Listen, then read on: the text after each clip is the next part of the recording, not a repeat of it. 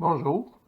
Dans une autre vidéo, on avait vu qu'il était possible de transformer en électroaimant ma vis ici. Donc cette vis-là que j'avais entourée d'un fil.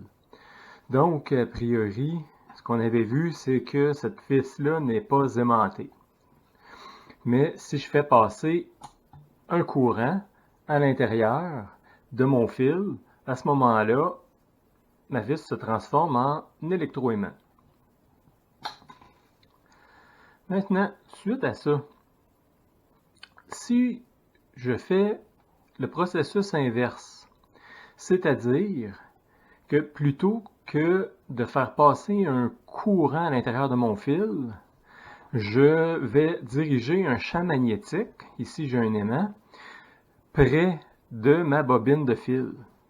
Est-ce que ça va être possible de créer un courant à l'intérieur de ce fil-là?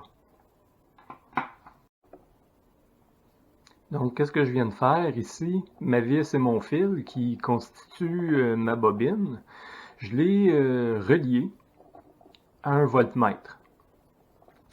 Donc, qu'est-ce que je vais faire ici? J'ai un aimant que je vais faire passer sur la bobine pour voir si, en faisant varier le champ magnétique, je crée un courant.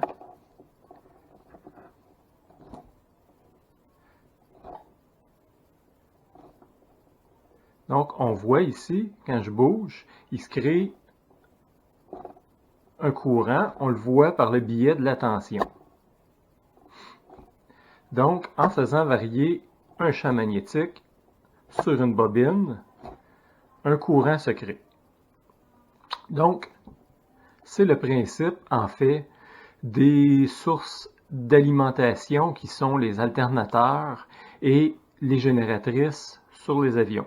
On va se servir d'un champ magnétique qui est en mouvement pour induire, créer une tension dans mon fil, dans ma bobine.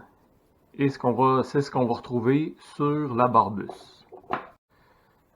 Ici, je vais répéter l'exemple, l'expérience avec la bobine de mon relais que j'ai branchée à mon voltmètre. Et la bobine, étant donné qu'elle a plus d'enroulement que sur ma vis de tantôt, la tension devrait être plus élevée quand je vais faire circuler un champ magnétique proche de cette bobine-là. Donc, on va faire l'expérience.